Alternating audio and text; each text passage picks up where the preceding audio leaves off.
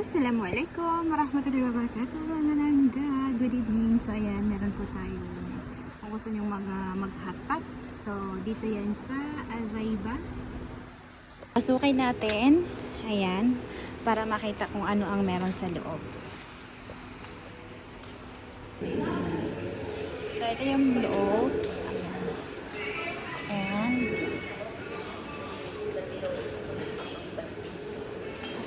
So ayan, meron sila. Ayan.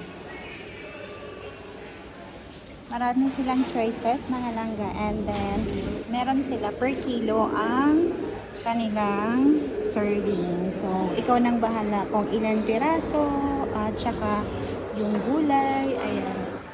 Then, meron din silang drinks. Here we go. So, ayan po ang kanilang drinks. The Chinese drinks and you have many options.